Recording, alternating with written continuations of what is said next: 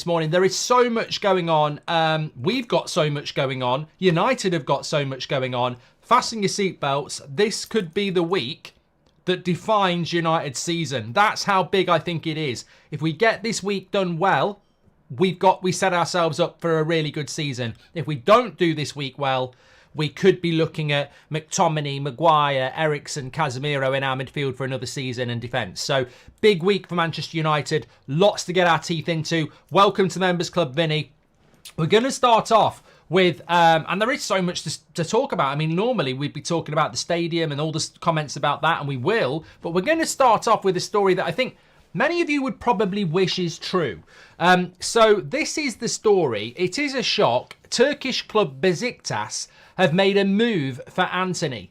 Manchester United are looking to sell him, but Anthony wants to stay at Old Trafford. So this is coming in, obviously, from Turkey. They seem to be very active in the transfer window this summer. Obviously, Mourinho going to Fenerbahce is always going to lead to transfers. Galatasaray always looking to be active as well. And now Besiktas looking to get in on the act too. They have a genuine interest in Anthony and have made a shock move to take him to Turkey. Now, instantly, I don't need to look at the poll or a chat or anything like that to say, would you sell Anthony to Turkey? I think you'd sell him to bloody Christmas. You'd sell him anywhere. I know that that's the general feeling, and I think it's sad. We spoke about Anthony on the 8 o'clock show last night. I personally think that, you know, he's not the player I thought he was going to be from Ajax, and I still think that player exists somewhere with the right guidance. But many people don't and have given up on him, whether that's right or wrong. And I think many people would snap up any deal that involved him. But the cold, harsh reality is, regardless as to whether, and somebody said, can you do a poll? I mean, I'll do a poll. I mean, I think it's a waste of time. But look, reality is, regardless of whether he wants to stay at Manchester United or not, Turkey ain't the place that's going to lead to Man United selling Anthony. There's a very, very blunt reality here. He's on 200 grand a week. He's only been here 2 years. We bought him for 85 million euros, which by even the, you know, most conservative foreign exchange is about 75 million pounds.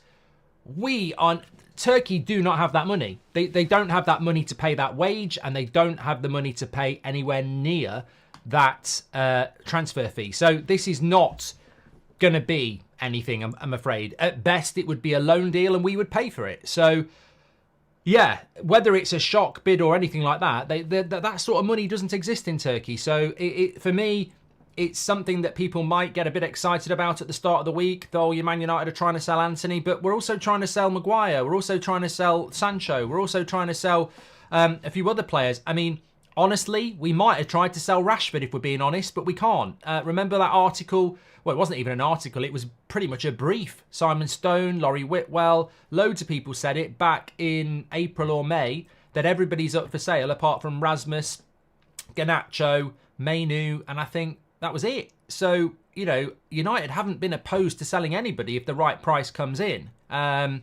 Nobody was ever going to pay for Rashford. Nobody was ever going to come in and pay for people like Luke Shaw either.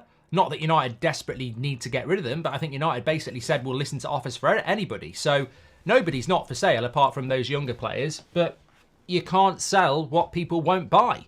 And I think with Anthony, yeah, I'm sure if somebody popped in and went, oh, we'll give you 50 million for Anthony and we'll pay his wages, United probably would go, let's cut our losses. That's a good deal. He's not a starter, is he? I thought I had something on my lip there. That's sort of where we are. So, look, there might be some excitement this morning, but I just don't see how that deal could happen. Is it the start of something? Well, it's a shock. It's certainly a shock that there is any talk of Anthony leaving. He won't want to leave Man United, by the way. Absolutely not. Knowing what the personality is and what we've seen of him, he won't want to leave. He's very, very assured in his own ability and his own confidence, which is fine if he can replicate that on the pitch. Man United, I think, would like to move him on, but I don't see a financial situation. And ultimately as well, let's be honest here, Ahmad and Garnacho are the two unsellables, I think, in the fan base and I think in the club now. I think Ahmad has said he will leave if he's not given the opportunities. but he's now getting the opportunity, so he won't want to go anywhere. Garnacho's not going to go anywhere. Rashford, no one wants at the price. Anthony, no one wants at the price. And the most sellable assets, and the person that had the most interest in him, is Jadon Sancho. And I think that will be the player that goes.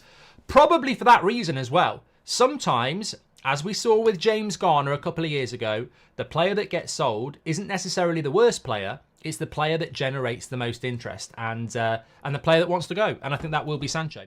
And that leads into what should be an absolutely massive week for Manchester United. There is loads happening. That is where we're at the moment. There is so much happening.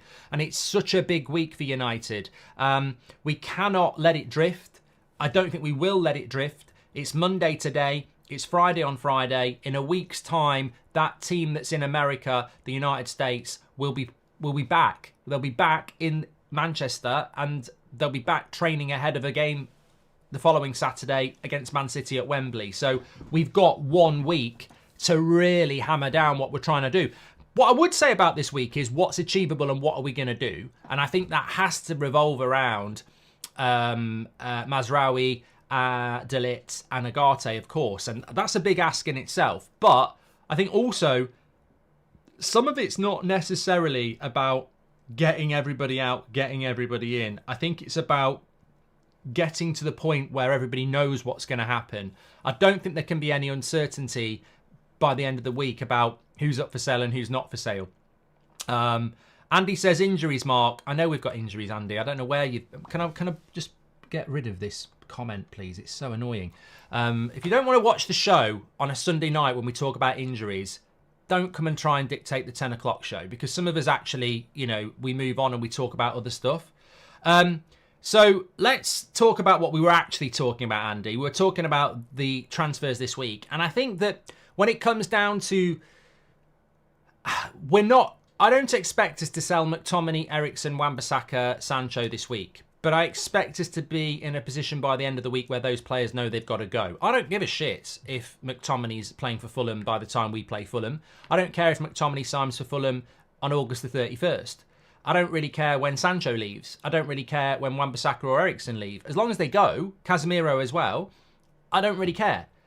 Incomings are more important so that they're ready for the Fulham game. I couldn't give a toss about when players leaving go and play for their club, because I'm not bothered about how many points they get, but I am bothered about Man United. And I think that is what really matters this week, is we've got to progress some of these deals. We know that this Lenny Yoro injury is going to drop very, very soon, probably in the next 24 hours, maybe even today, around where he's going to go.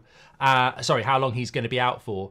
And that will certainly lead to a situation whereby, I was reading some of the comments yesterday. I could say it's good banter, I suppose I will, but in a way it's a little bit harsh.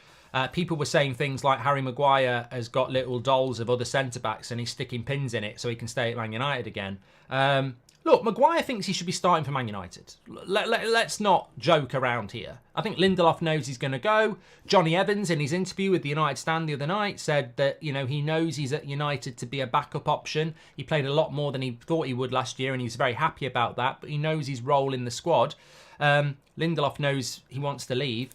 I genuinely think Harry Maguire thinks he should start for Man United. Now, people will say that's delusional, but you can't really knock that self-belief and that,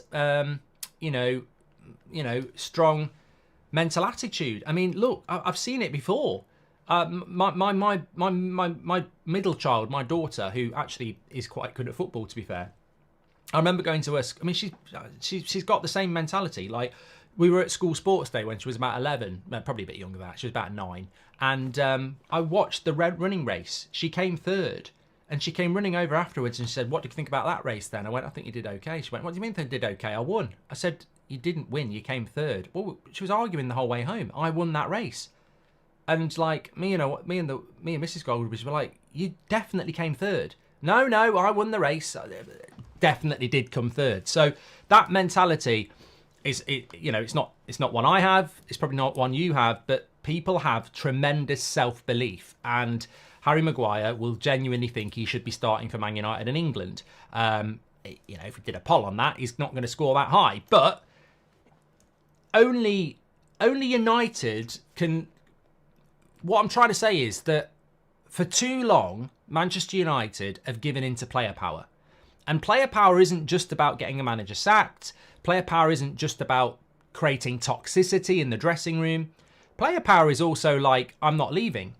I don't have to leave, so I'm not going to leave. This doesn't happen at Manchester City. You're out. Oh, you've got 3 years left on your contract, have you? Enjoy the plane ride to Bayern Munich or Barcelona. Fuck off.